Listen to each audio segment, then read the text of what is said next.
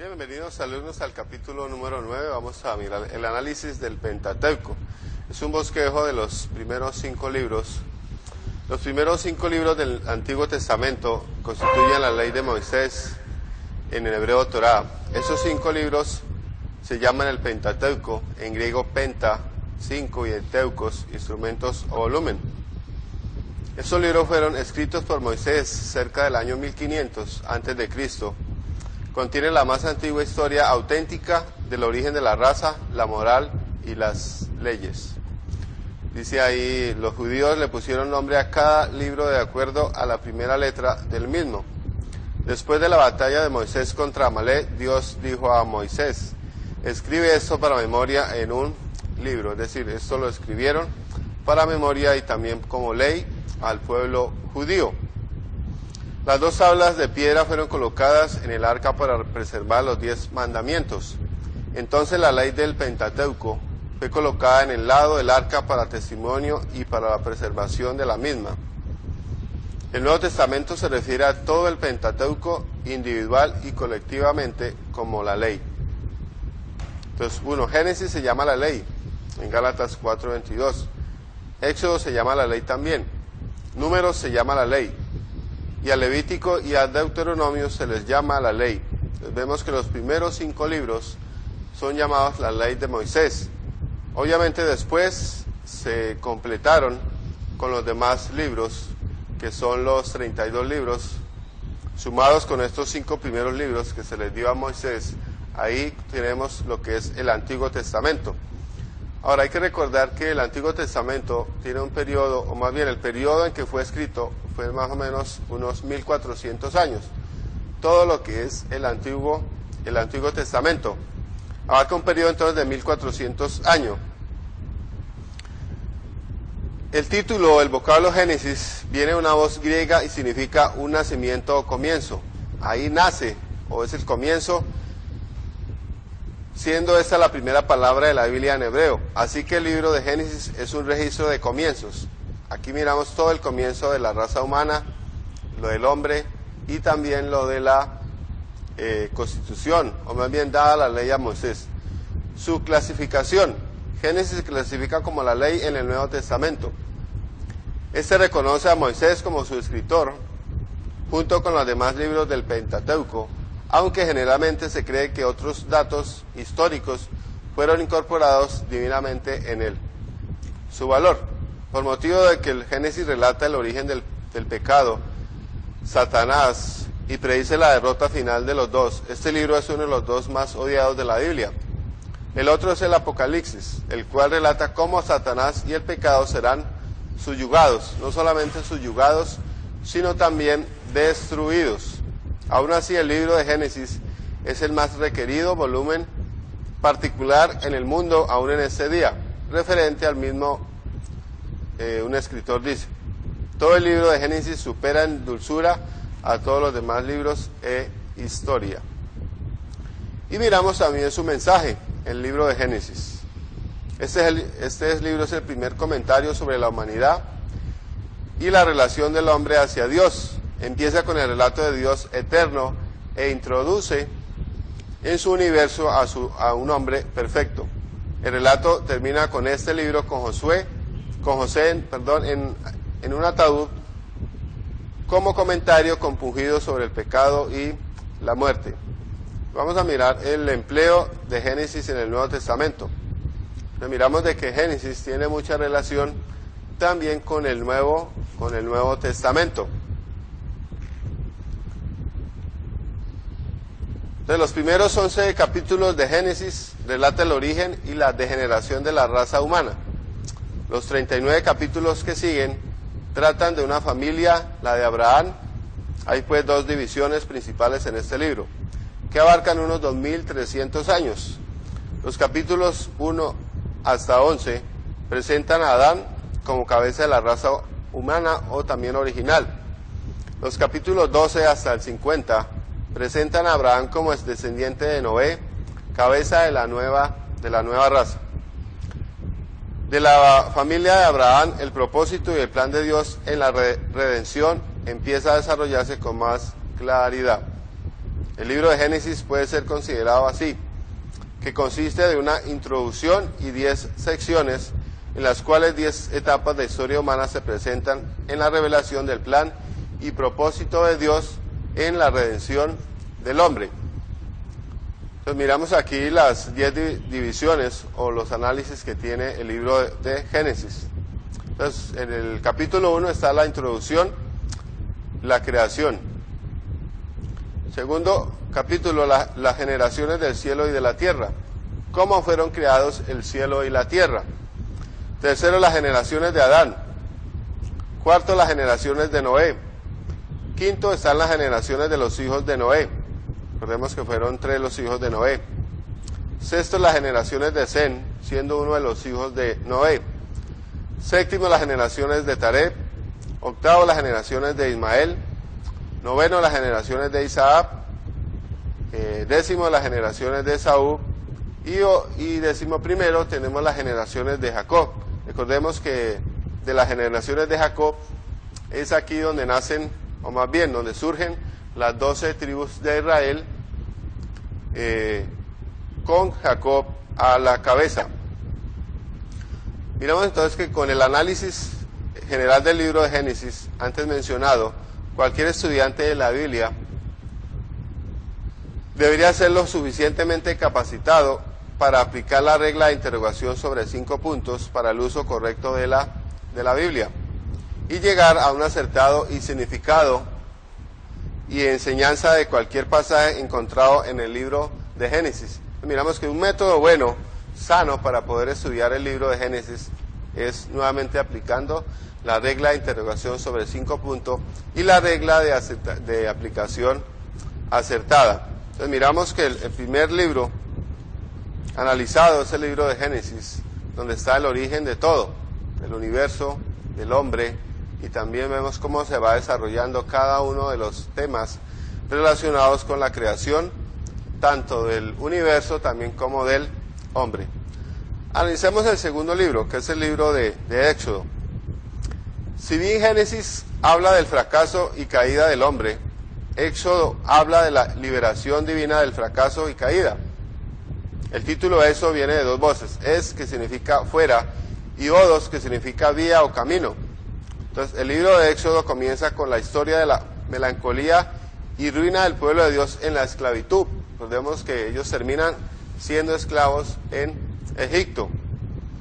Y termina con Dios en la presencia de ellos y la gloria bajada de ellos. Este es el libro de redención por sangre. Aquí recordemos que ellos fueron rescatados. Es aquí donde miramos el llamamiento de Moisés, donde él es llamado por Dios.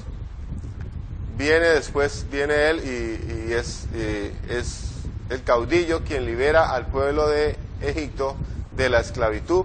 Después de ellos estar ahí 420 años esclavos en el pueblo de Egipto. Moisés se presenta como el libertador divinamente provisto por Dios. Es un tipo de Cristo como: 1, como legislador, es decir, es el que dan las leyes. 2, como mediador entre Dios y los hombres. También como libertador. Recordemos que tanto Moisés como Jesús son libertador, porque Moisés libertó al pueblo de la esclavitud y Jesús nos liberta a nosotros de nuestros pecados. También como intercesor. Miramos que Moisés intercede por el pueblo a Dios y tenemos a Jesús como intercesor para nosotros los hombres. También fundador de la iglesia y el salvador y guía de Israel. Recordemos que en el desierto Moisés le fue ordenado construir el tabernáculo. El tabernáculo era un tipo de la iglesia hoy día. Vamos a mirar sus divisiones. Eso tiene 3 divisiones principales.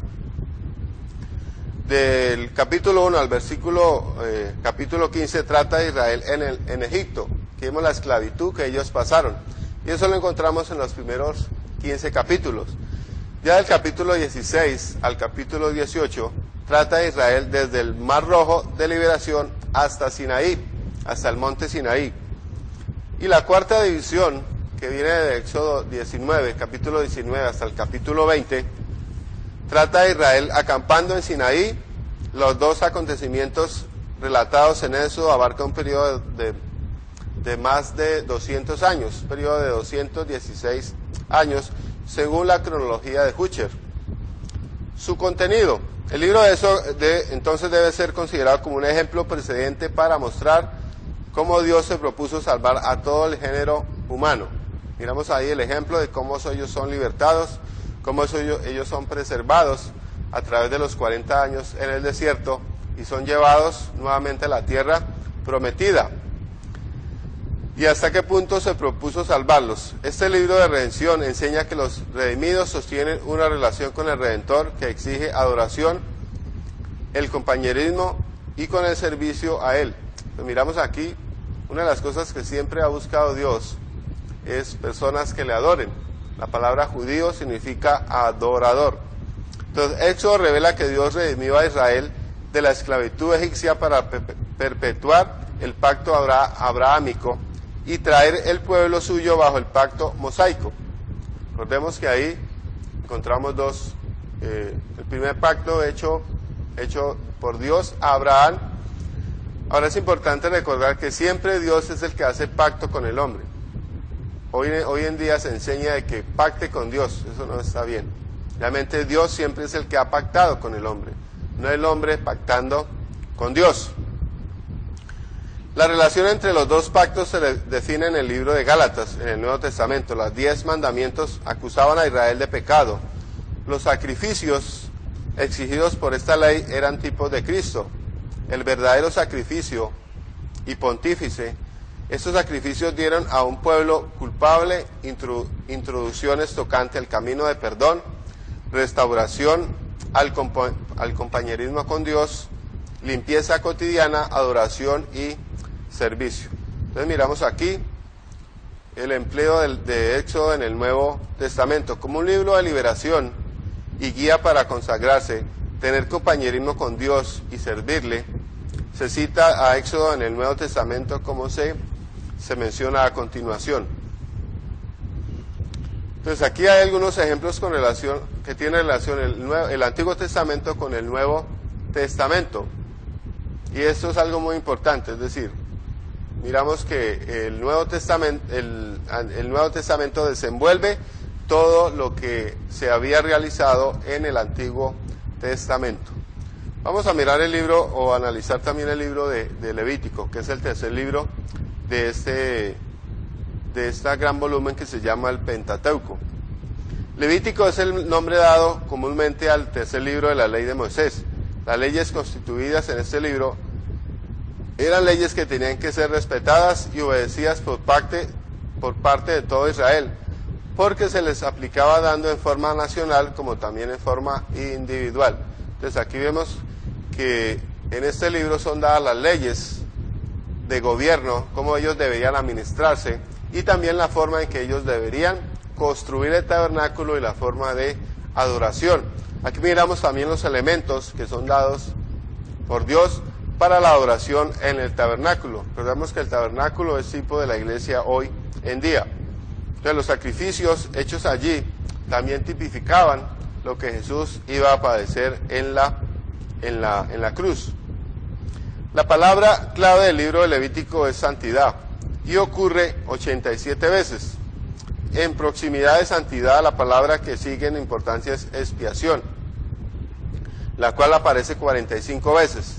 El problema de cómo puede el hombre acercarse a un Dios santo se resuelve en este libro, como ningún otro. Insiste en la santidad del cuerpo, como también la del alma. Entonces aquí miramos de Dios cómo santifica a la persona, tanto interiormente como exteriormente. Ahora, la santidad interior es instantánea. Cuando la persona recibe a Jesús, instantáneamente su espíritu, el Espíritu de Dios es dado al hombre. Pero la santidad exterior es progresiva. Es a través del compañerismo, es a través del estudio de la palabra y también es a través de asistir a la iglesia. Entonces, el libro de Hebreos es un comentario neotestamentario sobre Levítico. Las cosas enseñadas por la sombra en Levítico han sido cumplidas, declara el escritor de los Hebreos. Es decir, todo lo que sucedió en Levíticos, la forma en que ellos ofrecieron los holocaustos y los servicios, esa parte ya ha sido cumplida. Cristo es la esencia de toda santidad, habiendo consumado lo que la sangre de los toros y de los machos cabríos no pudieron hacer. Es decir, recordemos que los sacrificios hechos en el Antiguo Testamento tipificaban lo que Cristo iba a hacer en la cruz. Los sacrificios hechos con todos esos animales, la sangre derramada, solamente era tipo, o más bien cubrían los pecados y no lo borraban, reconociendo lo que Cristo y su sangre preciosa derramada en la cruz iba a hacer por nosotros, que nos iba a limpiar nuestros pecados. Miremos el contenido general del libro de Levítico. Se debe recordar que en este libro Dios habla con Israel tocante a la santidad del alma y del cuerpo. Parece que hay 6 divisiones mayores del libro. Vamos a mirar las 6 divisiones más grandes que tiene el libro de Levítico. Miramos entonces que Levítico 1 hasta 6, las 5 ofrendas ventiladas en el capítulo 10 de este libro. Miramos las ofrendas que ellos tenían en el tabernáculo. La segunda división va en el versículo 6 y 7, la ley de las ofrendas, su ordenación y también su distribución. La tercera división abarca el capítulo 8 al capítulo 10. Miramos el sacerdocio, miramos el llamamiento, también la limpieza, la vestidura, la expiación, unción, alimentación, ministerio y fracaso. Entonces aquí vemos cómo el pueblo levítico era quien era encargado de las cosas, o más bien de ministrar o de servir en el tabernáculo. Ya la cuarta división, Levíticos 11 al 16, estos capítulos, leyes de limpieza. Un pueblo santo tiene que tener una alimentación limpia, cuerpos limpios, hogares limpios en la expiación anual. Entonces aquí vemos que a través de estas leyes ellos podían gobernarse, obviamente llevando no solamente un cuerpo, sino también la parte interior y exterior eran la forma en que ellos eran limpios. Ya la quinta división que tenemos aquí, del capítulo 17 al capítulo 26, dan diversas leyes tocante a la adoración, el respeto sagrado a la sangre, la moral, las costumbres y la vestidura. Es decir, aquí vemos realmente cómo ellos eran enseñados con relación a la vestidura para poder tener sacrificio allá en el tabernáculo. Y la sexta división son leyes tocante a votos, a dedicación de personas y cosas. Eran como las personas y las cosas eran dedicadas al tiempo, eran cosas consagradas. Es más, cómo los sacerdotes deberían ser sus sacrificios y cómo debían ser purificados para que ellos no murieran dentro del tabernáculo.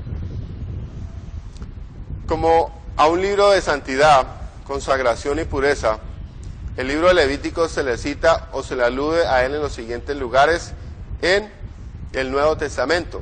Entonces tiene relación Levíticos con Juan, Levíticos con Mateo, Levíticos con Hebreos, Levíticos con Lucas también, con Romanos, con Gálatas, con Santiago, también con Mateo, con Lucas, con Juan y también con Segunda de Corintios capítulo 6.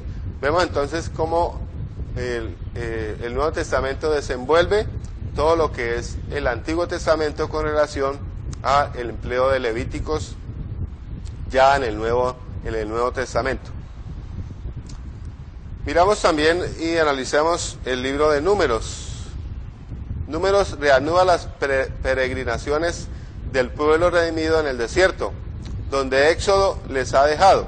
El libro deriva su nombre del censo que Moisés hizo de Israel. Tipológicamente, Números es el libro de servicio señalado para todo hombre de Israel. Y vamos a mirar 4 cosas importantes. 1. Génesis es el libro de la creación y la caída. Éxodo es el libro de la liberación y la redención. Levítico es el libro de adoración y comunión para acercarse a Dios. Número es el libro de servicio y conducta. Cada hombre en su propio lugar. Nada dejó a la voluntad propia en el servicio. Entonces cada siervo fue numerado y tuvo su propio lugar en Israel para el servicio asignado. Entonces vemos que aquí, en el Números, vemos que aquí es censado 2 veces el pueblo. Los acontecimientos relatados en Números abarcan un periodo de más o menos 39 años, es decir, casi 40 años, según la cronología de Hutcher. Es un libro de crónicas de todas las peregrinaciones de Israel en el desierto. Israel fue enumerado 2 veces. Primero en Sinaí, vemos que en el monte Sinaí fue el primer censo que Moisés realizó. Ya el segundo censo o la segunda vez que fue contado el pueblo fue en Moán, capítulo 23. 3 etapas de desarrollo se destacan. La primera del capítulo 1 al capítulo 10. Estos capítulos relatan el servicio ordenado de Israel en el desierto y asuntos legislativos, es decir, que ellos debían de cumplir las leyes. Números indican que habían 6.350 hombres capaces de portar armas. Ese es el primer censo que ellos hicieron. Ya el segundo censo, ya son 1.730 capaces de portar armas. Eso no incluye la numeración de la tribu de Leví, es decir, recordemos que la tribu de Leví solamente servían en el tabernáculo, estas personas no eran personas de guerra, la cual no iban a la guerra. El orden del campamento de las 12 tribus cuando el tabernáculo fue construido así. Entonces aquí vemos el tabernáculo, que es importante en la parte norte. Recordemos que las 12 tribus fueron divididas alrededor del campamento. Entonces al lado norte tenemos tres tribus, Dan, Aser y Neftalí. Al lado sur tenemos 3 tribus también, Rubén, Simeón y Gad. Ya en la parte este está la tribu de Judá, la tribu de Zabulón y también la tribu de Isaacar. Y en la parte oeste está Efraín, Manasés y Benjamín. Fue como fue constituido las 12 tribus para que ellos estuvieran al pie del tabernáculo.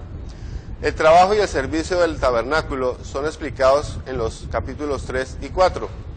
Esto sigue una explicación de purificación para todo el campamento, el voto de los nazarenos, ofrendas no solicitadas, los servicios de Aarón y de los levitas, ley de la Pascua, la nube guiadora y el toque de las trompetas de plata.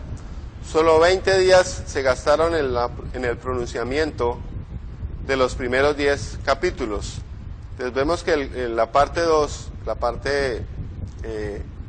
la segunda división que tiene, lo que es el libro de Números, estos capítulos presentan un fracaso muy triste de Israel en sus días oscuros de peregrinación en el desierto, que duraron 37 años y 11 meses. Hay 8 episodios de queja escritos como siguen.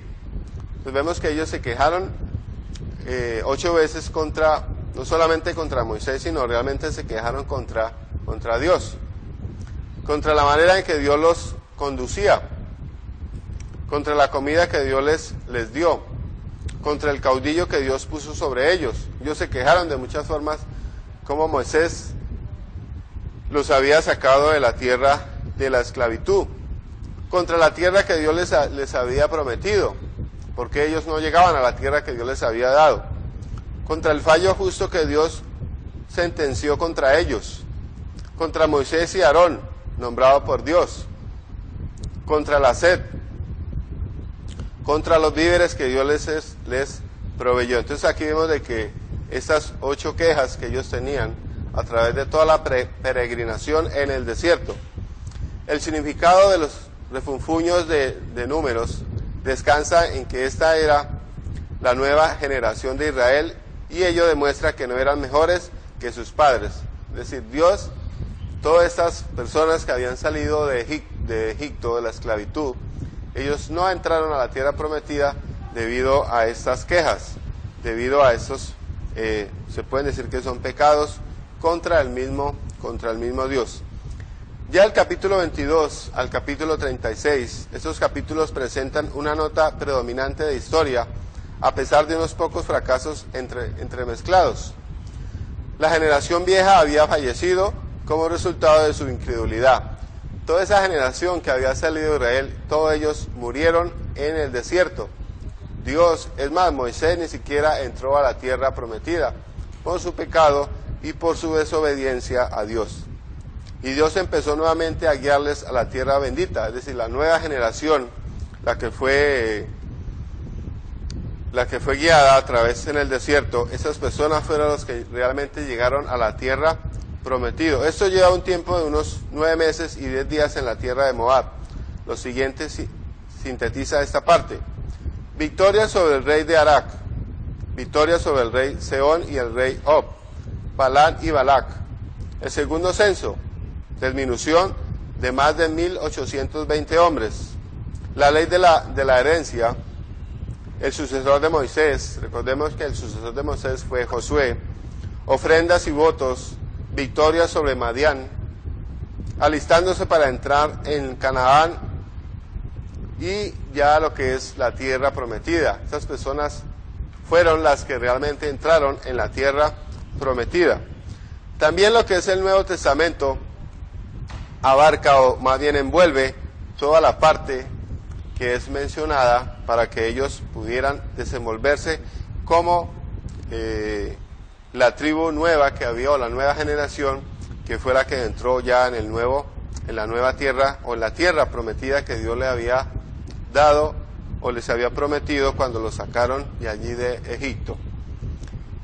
Y tenemos por último el Deuteronomio, que es el quinto libro del Pentateuco. El vocablo Deuteronomio proviene de 2 vocablos griegos, deuteros y nomos, que significa la segunda ley. Recordemos que ya en Éxodo les da la ley y aquí ya es la segunda ley, o sea, la segunda entrega de la ley. El libro consiste en los consejos de Moisés en su despedida de Israel, antes de su muerte, cuando Israel estaba próxima a entrar en la tierra de Canaán, o la tierra prometida. La palabra clave es haréis, es decir, ellos habían seguido las promesas de Moisés, de Dios dadas a Moisés para que ellos la pudieran cumplir. Y habla con firmeza tocante a la apremiante necesidad de acatar las leyes del Señor. Tal como fueron dadas por Moisés a Israel en el Sinaí, el periodo de tiempo llevado en este retrospecto de Moisés fue aproximadamente unos 40 años. El libro tiene 7 divisiones, las cuales son presentadas por el señor Sconfield como sigue. Tenemos que en el capítulo 1 es un resumen de la historia de Israel en el desierto. Aquí presenta una cronología de cómo Israel sufrió en el desierto. La segunda división es repetición de la ley, con advertencias y exhortaciones. Entonces aquí vemos que ya es la segunda ley. Recordemos que la primera ley, Moisés la partió en 2 cuando llegó y el pueblo estaba adorando a un becerro de oro. Ya la tercera división es una introducción, advertencias y predicaciones. La cuarta división son las grandes profecías finales que resumen la historia de Israel hasta la segunda venida de Cristo y contienen el pacto de Palestina. La quinta división, consejos finales a los sacerdotes, levitas y a Josué. Ya la sexta división es el cántico de Moisés y sus bendiciones de despedida. Y la séptima división ya es la muerte de Moisés. Recordemos que Moisés no pudo, o más bien no se le permitió entrar a la tierra prometida, pero sí la vio. Entonces, este es el libro que se cita con más frecuencia, tanto por parte de los profetas como también de nuestro Señor. Es el último libro del Pentateuco, pero no es menos importante. El libro entero es un tratado divino sobre la necesidad apremiante de obediencia a las leyes de Dios. Contiene 8 discursos individuales dados por Moisés, con un capítulo final sobre su muerte. Los 8 son los siguientes: mira, un retrospecto, un repaso, una advertencia solemne, también el pacto palestino, un mensaje de consejos, un mensaje a los levitas, un salmo sublime, es decir, un canto de Moisés, Josué e Israel, una bendición divina pronunciada sobre los salvados, separados y santificados, un obviatorio de la muerte de Moisés, posiblemente escrito por Josué. Este libro declara que Moisés es un tipo de Cristo como el profeta venidero, el cual Pedro declara haber sido cumplido. Moisés mandó que se diera lectura de este libro cada 7 años delante de la congregación, es decir, recordemos que solamente hasta ahí ellos tenían lo que era el Pentateuco, los 5 primeros libros, y este libro era leído totalmente al pueblo de Israel cada siete años. Los pasajes novotestamentarios que cita el libro de Deuteronomio, o que hacen una clara referencia a este, que es el último libro de la ley de Moisés, son los siguientes. Entonces, Deuteronomio también es mencionado en Mateo, en Hechos, en Romanos, en Colosenses, en Hebreos, en Primera de Corintios, en Juan, en Hechos, en Mateo, también en Gálatas y en Romanos. Entonces, ya para mirar un resumen concerniente a los 5 libros, es un breve análisis sintético de cada uno de los 5 libros del Pentateuco. Se ha dado una lista de las citas de cada uno que ha sido usado por los escritores novotestamentarios. Es decir, los escritores del Nuevo Testamento hacen mención a los primeros 5 libros como historia y también como referencia y también como unidad. El hecho de que la ley de Moisés, cada libro, es inspirado y auténtico, es evidente por la aprobación de nuestro Señor y los escritores novotestamentarios. Se espera que cada uno dé lectura a este capítulo se dé cuenta de que este consiste en nada menos que un bosquejo, ordenado del contenido en general del Pentateuco, el cual debe ser estudiado cuidadosamente mediante el uso de la regla de interrogación sobre 5 puntos y la regla de aplicación acertada. Entonces hemos visto estos 5 libros, un análisis de cada uno de esos libros que realmente nos sirven a nosotros a la luz de la pregunta o de los mediante la regla de interrogación sobre 5 puntos. Analizando libro por libro, miramos que tienen mucho que estar de acuerdo con el Nuevo Testamento y que realmente a nosotros nos sirve como historia. Ahora, cada libro, recordemos que está la ley de Moisés, pero no solamente son los primeros 5 libros, sino que son los 39 libros del Antiguo Testamento, que nos sirve también como historia, como resumen y como apoyo también a lo que es en sí la Biblia, que la tenemos hoy completa. Ahora, recordemos que estamos en el tiempo eclesiástico y que nosotros no estamos obligados a regirnos bajo el Antiguo Testamento. ¿Por qué? Porque ese Antiguo Testamento fue dado específicamente para el pueblo de Israel. Recordemos que la ley y los profetas ya pasaron, fueron hasta Juan. Ese fue el último de los profetas. Y recordemos que la ley y los profetas fue cumplida completamente por Jesús en la cruz. Desde ahí dice Juan, Lucas, ahí en Lucas 24, Lucas 16, 16, que la ley y los profetas fueron hasta Juan. Desde entonces, de ahí para acá, el reino de los cielos es anunciado. Es decir, que la iglesia debe tomar entonces la ley y los profetas como historia y también como apoyo en beneficio también del Nuevo Testamento. Entonces, querido alumno, no se olvide entonces de resolver las preguntas que hay al finalizar en cada capítulo. Ya el próximo capítulo, que es el capítulo 10, son provechos prácticos de estudio ya de lo que es del Antiguo Testamento. Entonces vamos a dejar ahí que es el capítulo 9, y que Dios les bendiga.